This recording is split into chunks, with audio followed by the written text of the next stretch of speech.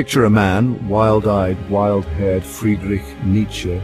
He's wielding a philosophical hammer, ready to smash comfortable illusions. Nietzsche wasn't your average philosopher content with dusty books. He wanted to shake us awake. He wanted us to question everything. His ideas were radical. They were unsettling. They were downright scandalous for their time.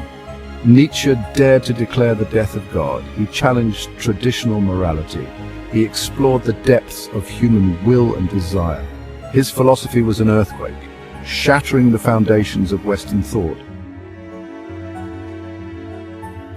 Nietzsche wasn't satisfied with simplistic notions of good and evil. He believed that these concepts were far too reductive to capture the true essence of human experience. For Nietzsche, the binary of good and evil was a construct that limited our understanding of the world and ourselves. He saw morality as a fluid concept shaped by culture and power dynamics. Different societies and epochs had their own interpretations of what was right and wrong, often influenced by those in positions of authority.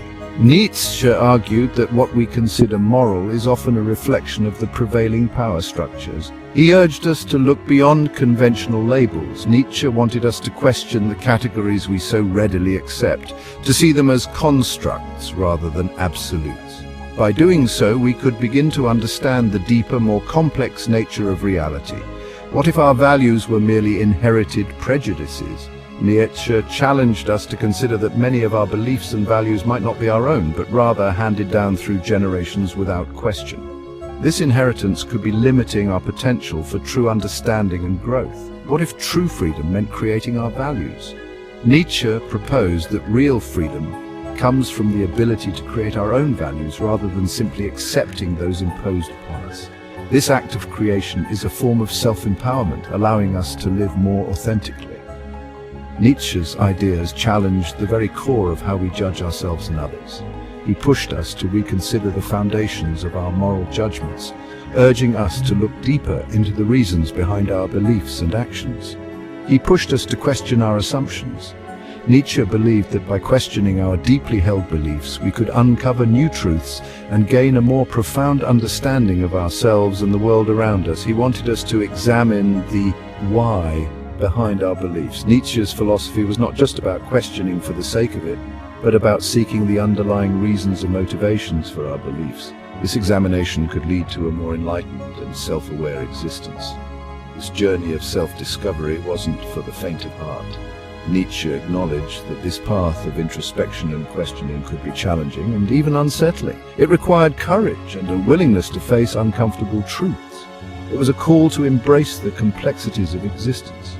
Nietzsche's philosophy invites us to accept the multifaceted nature of life, with all its uncertainties and contradictions. By doing so, we can live more fully and authentically, embracing the richness of the human experience. Nietzsche's concept of the will to power is often misunderstood. It wasn't about brute force or domination. Instead, it was about a deeper drive within us. Imagine a plant reaching for sunlight. That's the will to power. It's the urge to grow, to overcome, to express our potential. For Nietzsche, this will to power was the fundamental force of life. It was about self-mastery and self-creation. It was about becoming the best versions of ourselves, even if that meant defying conventions. Now, let's talk about the elephant in the room. This phrase often refers to an obvious problem or truth that everyone ignores or avoids discussing. In this case, the elephant is a proclamation that shook the very foundations of Western thought. God is dead, Nietzsche famously declared. This statement wasn't just a casual remark. It was a seismic shift in the way people viewed the world and their place in it. But before you brand him a heretic, let's dig deeper. Nietzsche's words were not an outright denial of God's existence, but rather a commentary on the changing landscape of belief and values. He wasn't simply denying the existence of a deity. Instead, he was pointing out that the traditional belief systems that had once provided meaning and structure to life were losing their power. He was making a profound observation about Western civilization. The cultural and intellectual movements of the time were shifting away from religious explanations and towards scientific and rational thought. Nietzsche believed that the Enlightenment, with its emphasis on reason and science, had eroded the foundations of religious belief.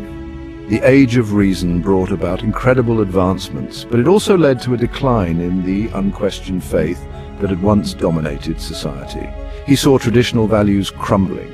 The moral and ethical frameworks that had been built around religious beliefs were no longer as solid as they once were. He felt a sense of nihilism creeping in, a belief in nothing. This void left by the decline of religious certainty was, to Nietzsche, a dangerous and disorienting development. God is dead was a provocation, a wake-up call to confront the spiritual void of the modern world.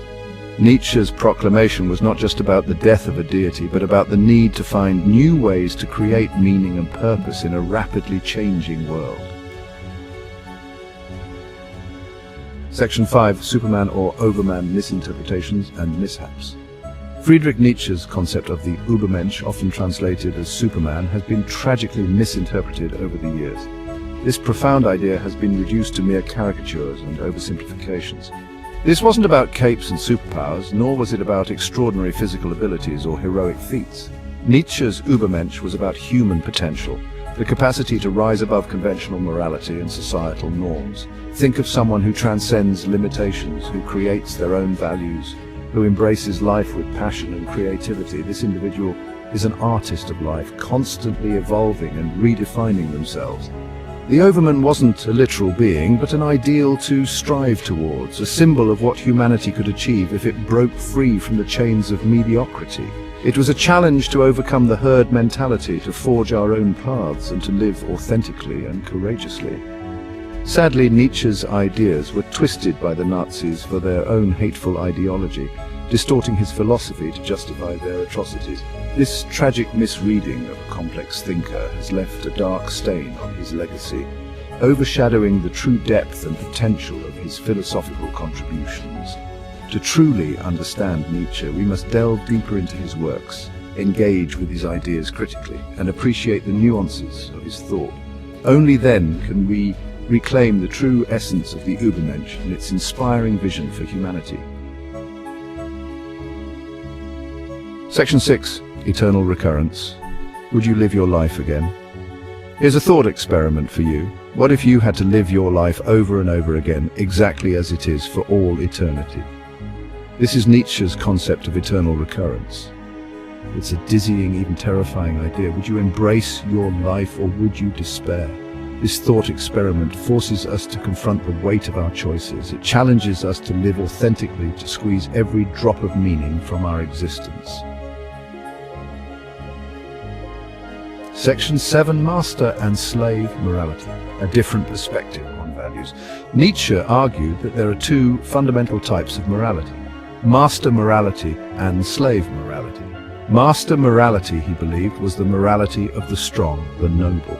It valued pride, strength, and self-assertion.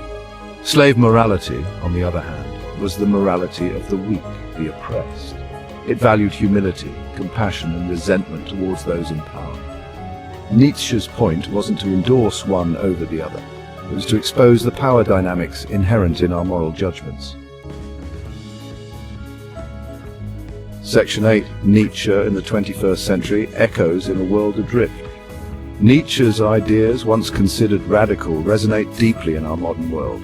We live in an age of uncertainty, where traditional values are questioned, and technology is rapidly reshaping our lives. His critiques of religion, morality, and the human condition feel eerily prescient. His call for individual self-creation, his emphasis on personal responsibility, and his exploration of the human will to power offer valuable insights into navigating the complexities of 21st century life. Section 9. The Nietzsche Challenge. Wrestle with your beliefs. Nietzsche wasn't about easy answers. He was about asking difficult questions. He wanted us to wrestle with our beliefs, to confront uncomfortable truths.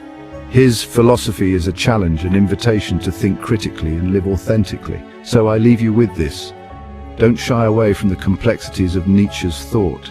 Embrace the discomfort, challenge your assumptions, and dare to create your own meaning in a world seemingly stripped of it. Section 10. Join the conversation, share, subscribe, and engage. What do you think about Nietzsche's provocative ideas? Share your thoughts, comments, and even disagreements below. Don't forget to subscribe for more thought-provoking content. Let's engage in a lively discussion.